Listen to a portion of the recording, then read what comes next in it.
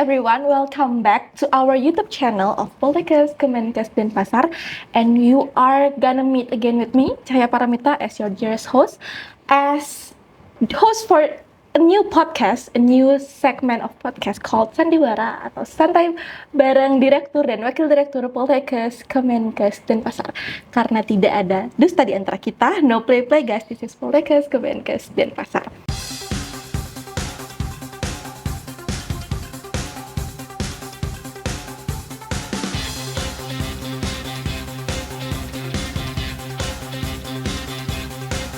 Hari ini kita punya bintang tamu yang keren banget karena merupakan salah satu salah satu orang yang memprakarsai 100% unggul di Poltekkes Kemenkes Denpasar. Kita review pakai pantun, mohon cakepnya para penonton di depan. Jalan-jalan ke Bali jangan lupa ke Pecatu, inilah Wakil Direktur 1. Baik, kita bersama dengan Ibu Sulis, yaitu Wakil Direktur 1 Poltekkes Kemenkes Denpasar. Boleh Bu Sulis perkenalan dulu kepada penonton kita di YouTube, boleh ke kamera yang sebelah sini. Oke, terima kasih Caca. Hai sahabat semua, sahabat Poltekkes Kemenkes Denpasar. Perkenalkan, saya Ibu Sulis panggilnya. Kalau namanya panjang banget, nanti silahkan cek di websitenya nama panjangnya ya. Saya Wakil Direktur 1 Poltekkes Kemenkes Denpasar, urusan bidang akademik. Mungkin itu dulu, Ca? Boleh. Oke, tepuk tangannya sekali untuk Bu Sulis. Oke, kita akan mulai podcast kali ini untuk mengenal Bu Sulis. Dan pertama kita harus tanyakan Bu Sulis, bidang apa sajakah yang dinaungi oleh wilayah Wakil Direktur 1 Ibu? Baik, terima kasih Caca, sahabat Poltekkes Kemenkes Denpasar. Jadi untuk wilayah dari Wakil Direktur 1 itu yang pertama tentu mulai akademik. Jadi kami mengurusin terkait kurikulum, kemudian terkait akreditasi, dan juga penelitian pengapmas. Jadi itu wilayah jajan, wilayah kerjanya Wakil Direktur 1. Tridharma Perguruan Tinggi intinya. Intinya Tridharma Perguruan Tinggi. Ya. Ada penelitian, pengapmas, dan kurikulum pendidikan. Berarti itu tiga-tiga? Ya, pendidikan pengajaran, penelitian pengapmas. Pendidikan pengajaran, betul. Penelitian pengapmas sama? Pendidikan dan pengajaran, itu P-nya 1, kemudian penelitian pengapmas. Oh, tiga Tridharma Perguruan Tinggi. Oke, Bu Sulis tadi udah di-reveal bahwa Bu Sulis ini adalah salah satu orang di balik 100% unggul dari Poltekkes Kemenkes Denpasar, prodi unggul ya. Bagaimana sih Bu, dari awal Ibu menjabat, status akreditasinya, terus sama yang sekarang? Ya, jadi dari awal saya menjabat itu tahun 2023 ya, Ca. Jadi di saat itu sudah beberapa prodi dapat akreditasinya A dan unggul, namun ada beberapa prodi yang masih baik sekali. Tapi sudah baik sebetulnya, baik sekali. Dan kami di tim kerja itu menginginkan kita semua di Poltekkes Denpasar ingin 100% unggul. Dan kita upayakan itu di tahun 2024. Nah, di tahun 2024 kita akreditasi atau reakreditasi itu 10 prodi dan Astungkare seluruhnya unggul. Seluruhnya unggul guys. Jadi sebenarnya 13 prodi semuanya akreditasinya unggul, 100% unggul. Itu 10 prodi di 2024 itu cerita di baliknya apa Bu? Apa memang mau bersebarengan 10 atau emang habisnya kebetulan barengan? Ya, cerita di baliknya itu beragam ya, Ca. Jadi ada yang memang sudah habis masa berlakunya akreditasi, tapi ada juga yang memang kita majukan reakreditasi karena ada kebijakan baru menggunakan instrumen kualitatif. Jadi instrumen kualitatif itu kita belum tahu seperti apa, jadi kita majukan saja karena kita yang sudah paham itu adalah instrumen yang 9 kriteria. Jadi kita majukan semua. Dan Astungkare semangat seluruh prodi itu luar biasa dan kerja keras tim akhirnya membuahkan hasil semuanya unggul. Semuanya unggul. Memang 10 prodi walaupun kejar-kejaran dan walaupun memang effortnya banyak banget, luar biasa banget. Ada sleepless night, maksudnya begadang-begadangnya. Ya, terus juga dengar-dengar salah satu prodi itu waktu proses upload borang itu uploadnya di bandara guys. Ya betul, itu salah satunya. Jadi penuh drama kayaknya, penuh banyak cerita sedih, banyak cerita unik, tapi di hasil akhirnya bahagia itu luar biasa, dapat unggul seluruh prodi. Pas dikirim dokumen hasilnya terus buka dapat unggul tuh saya seneng banget ya Bu ya. Rasanya apa ya, masih nggak percaya gitu, ini beneran nggak sih semuanya unggul? Kayak berasa kayak ini mimpi nggak ya? Iya gitu. Tapi boleh di-spill Bu, itu jurusan apa ya yang borangnya kemarin di bandara? Yang kemarin upload di bandara itu jurusan gigi, kesehatan gigi. Dan ada yang sampai kita bekerja itu sampai 36 jam loh, Ca. Nggak tidur-tidur. Sehingga upload, kita bekerja mulai start maunya upload itu di pagi hari, di jam 11 di hari Sabtu, sampai di hari Seninnya baru kita bisa upload. Itu kita tim kerja terus. Tapi emang harus perfect ya Bu ya? Ya, emang betul, harus betul. perfect. Itu perjuangan yang luar biasa. Bu Kapus Mutu juga luar biasa Ya, dalam Bu. hal ini Bu Budi mengawal. sih Ya, betul. emang Mengawal, dan juga teman-teman di prodi itu memang semangatnya luar biasa. Terus habis ini akreditasi apa Bu yang mau dikejar? Setelah prodi semuanya unggul? Ya, setelah prodi semuanya unggul, kita akan mempersiapkan untuk penilaian ISO di bulan Juni 2025 ini. Kita siap-siap untuk dinilai kembali. Itu memang kita kan sudah ada ISO sebelumnya dan sudah oke, nanti kita akan dinilai kembali di bulan Juni. Kemudian kita akan reakreditasi kembali untuk institusi di tahun 2026. Saat ini kan akreditasi institusi kita masih sudah B, kita mau reakreditasi lagi, semoga juga unggul di tahun 2026. Semoga unggul. Kita ucapkan asungkara. Kita doakan bersama semoga kampus kita tercinta mendapatkan akreditasi A. Oke, Ibu, kalau misalkan lanjut ini, tadi kan akreditasi udah sampai ISO dan lain sebagainya. Kalau misalkan masalah kurikulum, ya, ini kita menggunakannya kurikulumnya apa dan keunggulannya itu apa sih Bu? Kalau misalkan kemarin kita ke jurusan, kan per jurusan itu ada keunggulannya. Kalau perguruan tinggi gitu ada keunggulan. Ya, jadi sebelum ini kan baru tahun 2024 kemarin dari Ditjen Nakas itu menetapkan bahwa kurikulum itu sama seluruh Poltekkes, artinya diinisiasi untuk template-nya sama. Kemudian kita diminta untuk ada unggulan SUP. Di mana SUP untuk Poltekkes Kemenkes Denpasar itu adalah kanker. Tapi sebelum SUP ini ditetapkan, masing-masing prodi itu punya unggulan tersendiri.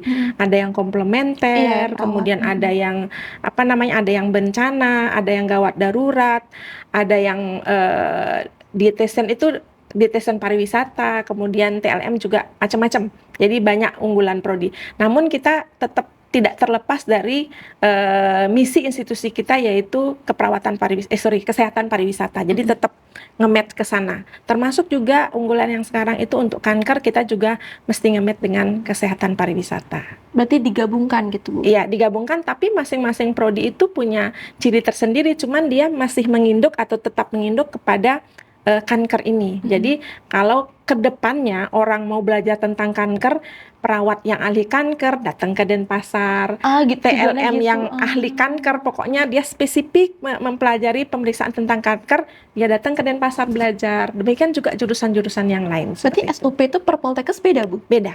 Per Poltekkes beda. Kebetulan Denpasar itu SUP-nya kanker. Kenapa kanker gitu ya?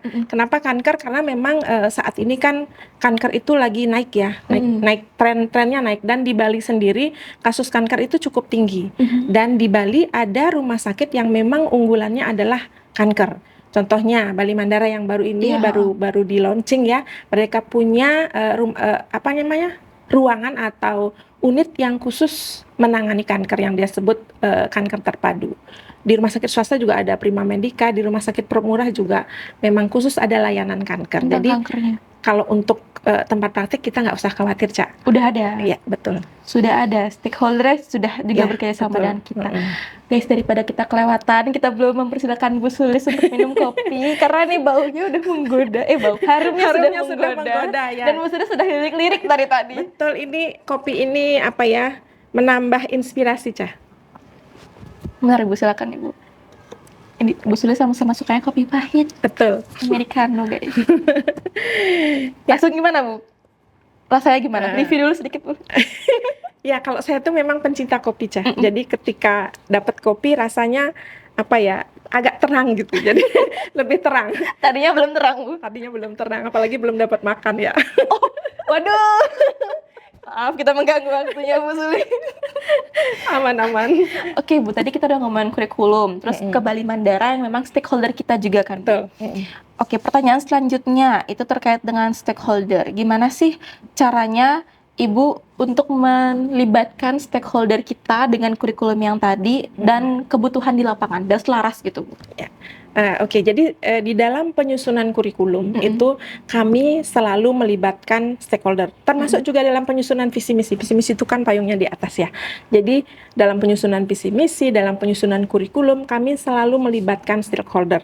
Itu wajib hukumnya. Kenapa harus begitu? Karena yang paham apa yang mereka butuhkan di lapangan itu, misalnya bidan seperti apa sih, perawat seperti apa sih, itu yang paham stakeholder. Saya butuhnya orang yang seperti ini, kriterianya begini. Itu nanti kita terjemahkan di dalam profile dari kurikulum tersebut, kemudian bahan kajiannya, oh kalau dia butuh orang seperti ini atau dengan kriteria begini, kita harus masukkan materi seperti ini di dalam kurikulum kita. Jadi kita jadinya selaras seperti Berarti itu. memang erat ya, Bu, hubungannya sama stakeholder ya? Wajib hukumnya, Cak. Wajib Wajib bukan hukumnya erat lagi, untuk wajib. melibatkan stakeholder. Tapi ada ini nggak, Bu, kayak pertemuan sama stakeholder per tahun yang review kurikulumnya itu tetap ada? Ya, ketika kita mereview minor ataupun mayor kurikulum, itu wajib hukumnya melaksanakan atau melibatkan stakeholder. Kita selalu mengundang stakeholder di dalam review tersebut atau perbaikan apapun yang kita kecil pun kita tetap lakukan. Dan di dalam proses pembelajaran pun setiap ada kegiatan evaluasi, setiap kegiatan ada perencanaan, kita selalu melibatkan stakeholder. Demikian juga stakeholder juga begitu, Ca. Jadi mereka juga punya kayaknya monep gitu ya. Jadi mereka akan mengundang kita untuk menilai mereka seperti apa sih layanan yang sudah mereka berikan terhadap mahasiswa-mahasiswa kita yang ada di situ. Oh, jadi hubungannya wajib timbal balik ya, Bu ya? Betul. Jadi mereka mengevaluasi dirinya, kita juga seperti itu. Mengevaluasi pelayanannya mereka. Take and give gitulah. Oh, take and give.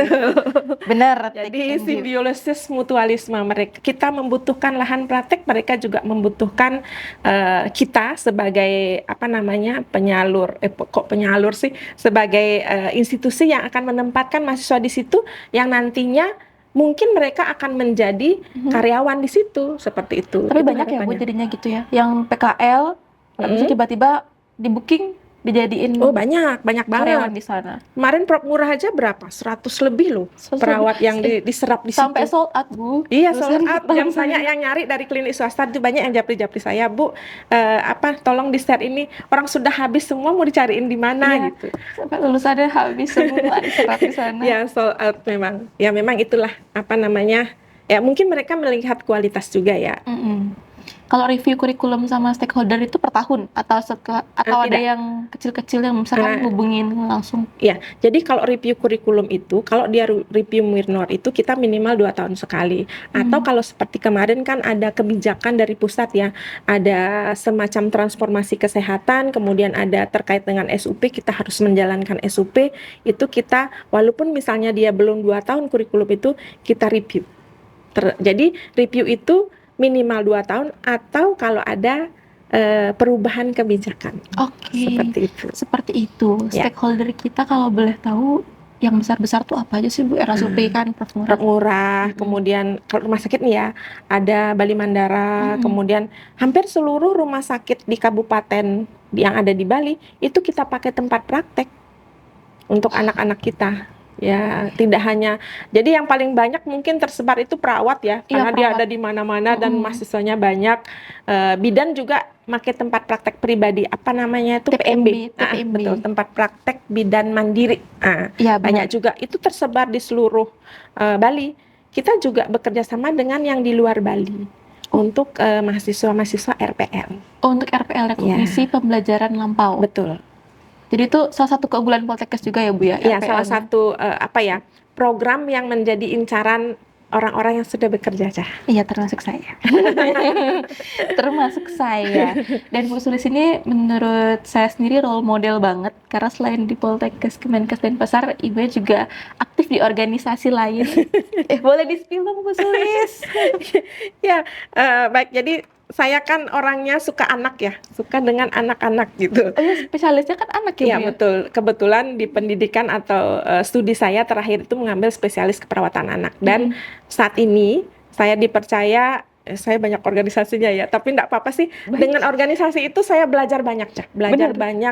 Belajar karakter orang, lalu belajar bagaimana memanage orang dengan berbagai karakter yang berbeda. Kemudian cari teman terutama. Jadi saya punya teman di mana-mana gitu.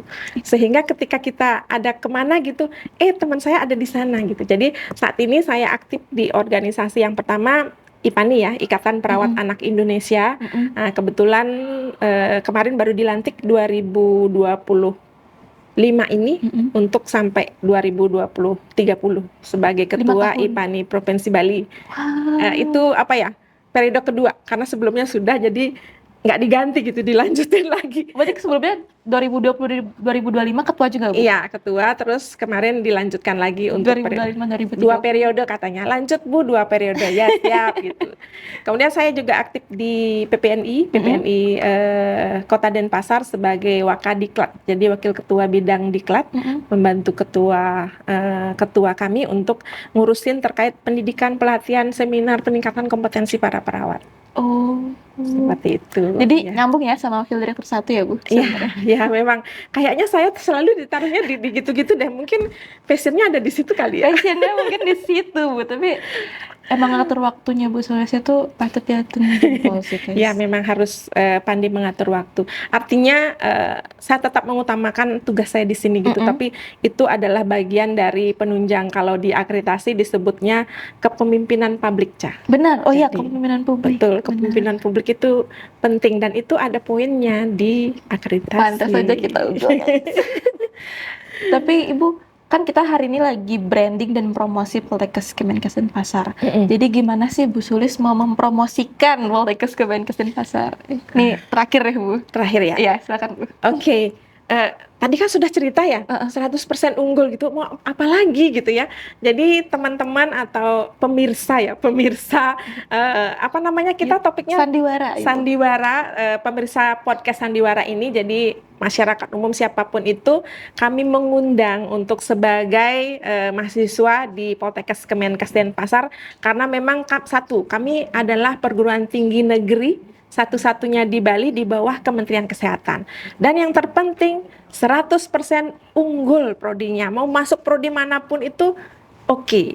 Dan daya serap atau serapan lulusannya sampai saat ini itu terserap semua gitu. Walaupun ada beberapa prodi yang belum gitu ya, tetapi kami menjamin bahwa serapan lulusan di Poltekkes Kemenkes Denpasar ini sangat tinggi. Kalian juga nanti bisa bekerja di luar negeri. Oh ya, tadi lupa, kita punya kelas internasional juga, Ca. Oh iya, benar. Unggulannya ya, Bu ya, kita juga punya kelas internasional yang nanti mendidik anak-anak itu memang berkiprah di dunia internasional untuk nanti mereka bisa bekerja ke luar negeri.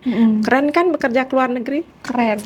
Kemarin kalau misalkan mau pembahasan lebih lanjut tentang kerja ke luar negeri, bisa lihat podcast Beli Keju di Pasar. Itu semua jurusannya ada membahas tentang pekerjaan internasional. Oke, Bu Sulis, terima kasih sudah mau diganggu waktunya. Sama-sama. Oke, you guys, terima kasih telah menonton video ini. Thank you for watching. And this is podcast Sandiwara.